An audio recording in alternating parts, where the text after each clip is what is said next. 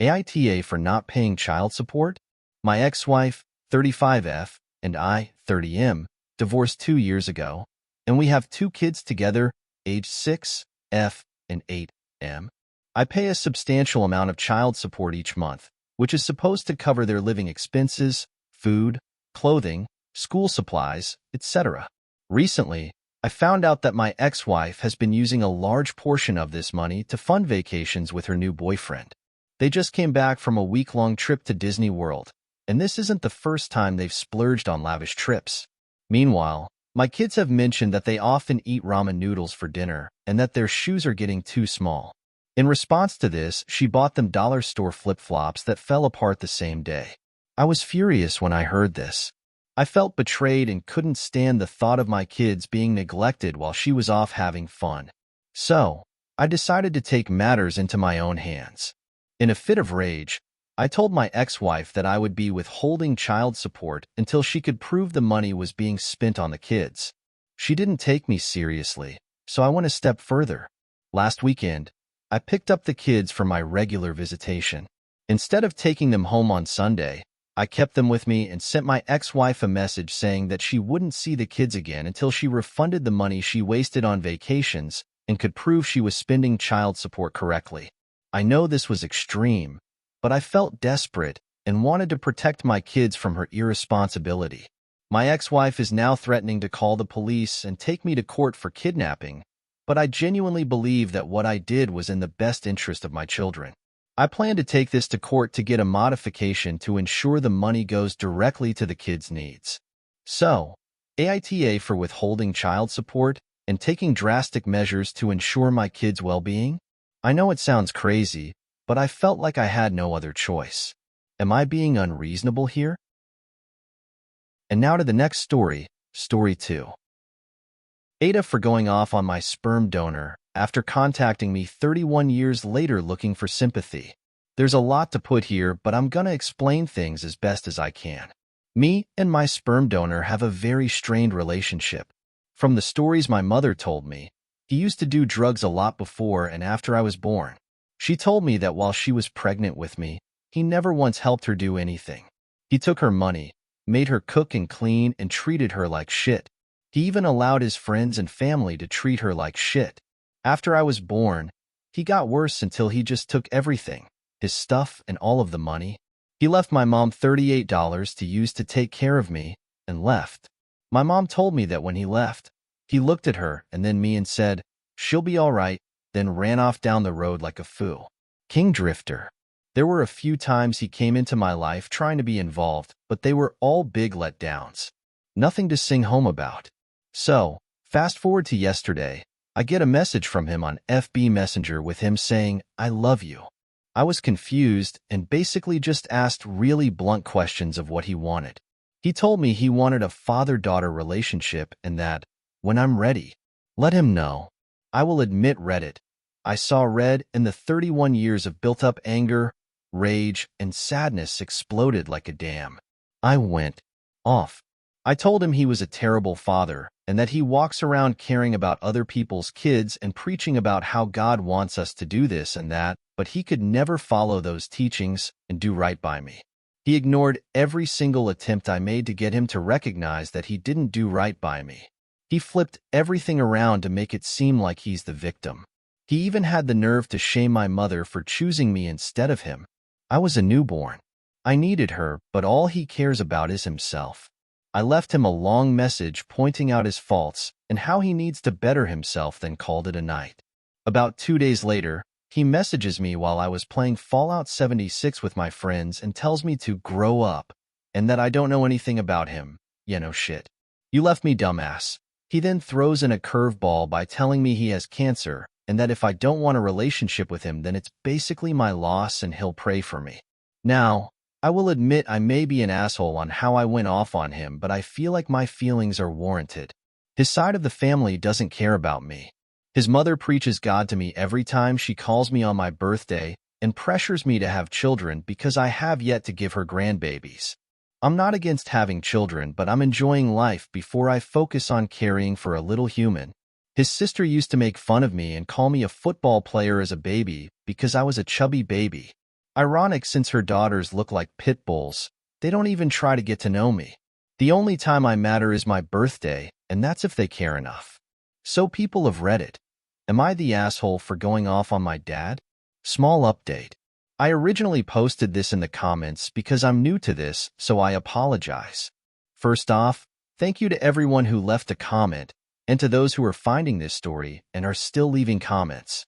My heart goes out to those who share the same experience I am going through with my sperm donor. I wish you nothing but positivity and happiness in your futures.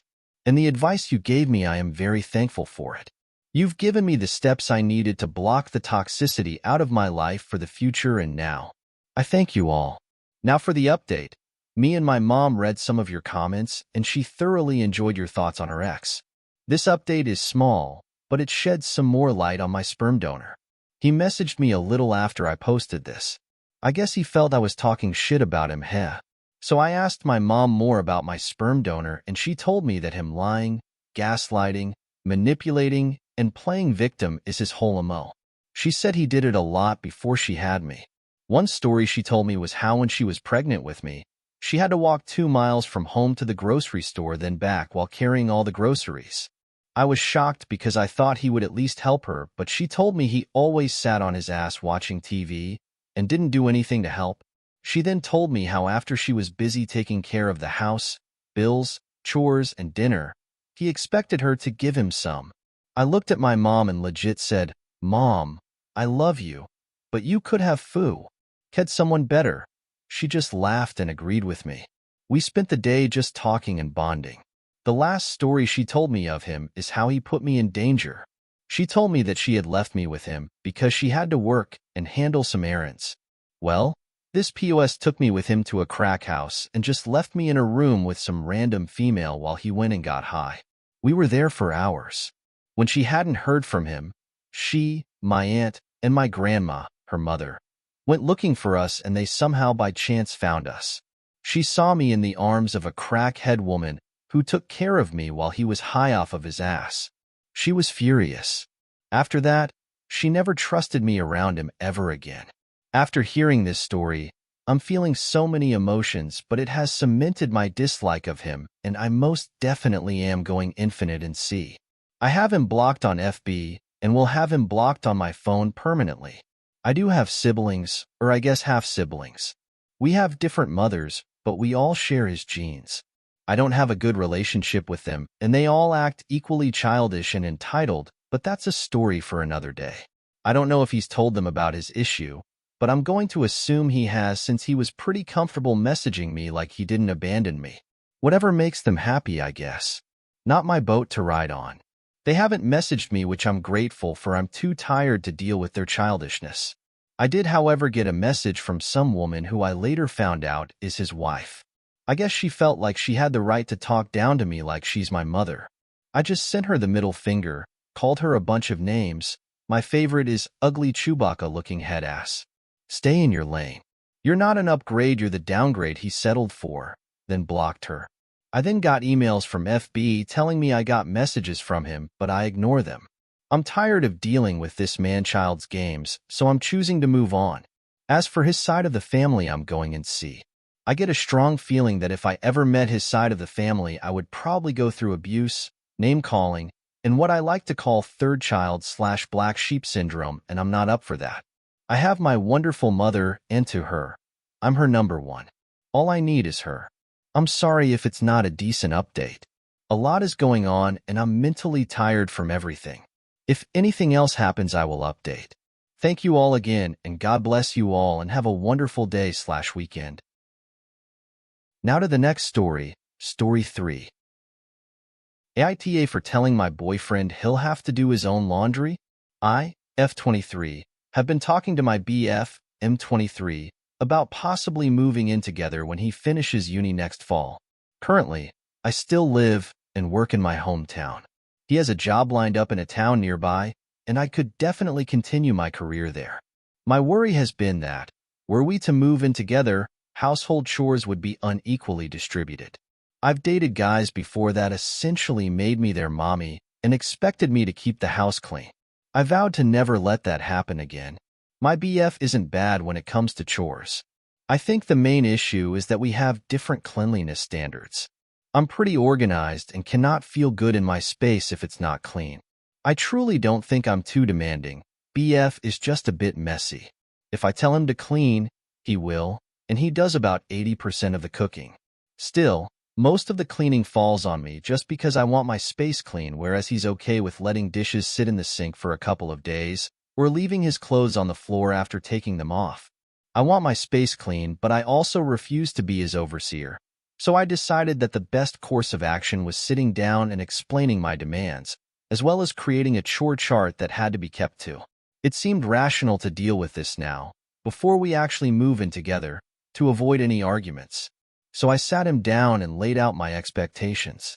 He was okay with them and agreed to assign each of us specific chores on specific days. No issue there. I did, however, tell him that I want each of us to do our own laundry. Each of us will get their own part of the closet and their own laundry basket. He objected and said that adult couples living together usually share a laundry basket and do it all together. I have multiple issues with this. First of all, I know we both go through clothes at a different pace. I like to do laundry very frequently. I also like to fold it neatly, whereas he just tosses his clothes into the closet. While I think that he will keep to the rest of the chore chart, I doubt he'd do laundry as often as I wanted him to.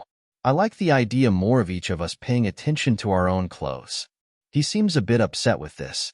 He asked what will happen when we have kids, and I said that that's when we divide up who does their laundry when, until they're old enough to do it themselves. I just know that if we were to do joint laundry, I'd end up doing most of it, and I'm not cool with that. He's an adult. There's no reason for me to routinely fold his boxers. Now he's saying that this arrangement would make it feel more like a roommate situation to him than a couple living together, that it's something people do when they move in with their romantic partners. I don't really know how to feel about this or what to think. AITA for telling my BF I want to keep our laundry separate? Next story. AITA for washing my socks and underwear in the bathroom sink, then asking my host mom if there's space on the clothes rack to dry them? When I first got to this accommodation 5 weeks ago, I asked my host mother if there are any rules she'd like me to abide by so that we are on the same page, and so that I don't unknowingly do something deemed inappropriate. She told me no, and that the company I booked with would go over all the rules during orientation the following day. Never once during orientation did they state washing our own socks/underwear with our own body wash in the sink is strictly prohibited, nor does it say that on the packet of rules we were given. So, when I asked my host mom yesterday if there was space on the clothes rack for me to lay out my underwear to dry, I thought nothing of it. Especially since I've laid them out to dry several times before since I've been here. There's usually plenty of space. This is just the first time I asked permission. It also isn't uncommon in the solo traveler/backpacker world to bring few underwear/socks to save packing space and simply wash them weekly or so in the sink. My host mom and I have always gotten along very well, so when she came to my room door upset, 5 minutes after I hung the underwear up to tell me that the company doesn't allow us to wash our own clothes, I was surprised because clearly this is her own rule that she arbitrarily made up. She told me to look it up on the sheet of paper I was given. As I said, it wasn't there, so then she told me to call. As I was in the room looking up their number, she came back with the manager on the phone. The manager said that it was inappropriate to wash my underwear in the bathroom sink. What's the difference between someone taking a bird bath and washing underwear in a sink? Rinsing a bloody nose down the drain? What exactly makes it inappropriate? Because lots of gross things go down the drain all the time, like bacteria from fecal matter when some people wash their hands. Honestly, I'm taken aback by my host mother's behavior. This whole time I thought she would be grateful to not have to touch my underwear when washing my laundry. What if they accidentally get stained with period blood? I'm just supposed to leave it there for her to wash in a week? That's humiliating and an invasion of privacy, not to mention ruined underwear because the blood would just sit on them. What about my bras that I only hand wash? My speculation is that since we have to pay for laundry service from our host parent based on the quantity of the load, she sees it as less money that she could be earning. I think that it's absurd to tell someone they aren't allowed to wash their own underwear and socks with their own body wash. I could see if I were trying to wash whole garments of clothing, but those are intimate wear which can get stained from discharge, and socks get very stinky, especially when traveling. Some people, like me, may not feel comfortable with others washing those particular items. I also only brought 3 pairs of socks to travel light, thinking about getting a refund for my host stay and moving to a hotel. AITA? And now last story. AITA for choosing my dream school over being close to my BF? For context, me, 22F, and BF, 30M, have been together for 8 months. Met during my senior year at undergrad, and for the last 1 to 2 months, we have been long distance due to job. When we are together, we get along great, but when we are long distance, we argue nearly every day. Note that my grad school is about 3 to 4 hours away driving from where he resides. During my senior year, I applied and got accepted into a master's program at my dream school. I wanted to go there since my freshman year of college and wanted to go to make my family proud too. I knew that grad school is what I need personally to learn and be able to succeed more in my future career. My parents had encouraged me to focus on wrapping up my undergrad and job applications as opposed to getting financial assistance, as they would do their best to help, which I have always been very grateful for. I made this clear to my BF, and he was okay with that for a while, until my parents didn't approve of our relationship and said some hurtful things to me about how I am as a person and who they believe he is as well. They had threatened to disown me at one point, and that they will withdraw financial support. As a result, me and my BF looked into alternate options and thought I could still go to that school, but get my degree online instead, and to go with him and get a full-time job where he is at after the summer is over. I was completely on board with that until my family came around and told me that even though they don't like my BF, they will still financially support me for my school. This made it hard for me because I want to be close to my BF, but I also want to go to school in person. Online classes are not that great for me, I feel like, as I tend to not learn as much. However, I felt that maybe I could learn more if I had a full-time job with it, if that makes sense. My BF was pushing for me to go online as long distance is hard on us, and he wants us to be close together. When talking to friends about the situation, all of them told me repeatedly to not choose my BF over school, that this school was what I always wanted to go in person to. Going in person is better than online, and that I'm just starting my life career-wise. I even had talked to BF's mom, and she said to pick what makes me happy and to not go based on what her son, my BF, would like as a relationship. She said that he will follow where I go regardless of what I pick. As a result, I ended up picking to go in person to grad school. Telling my BF this was not easy, but I told him in a couple days ago. He was not very happy about this, but said that he will do his best to work things out with the distance. However, he would say from time to time that I am choosing distance over us and that I could have made things better if I just took the better alternate route of just going online instead.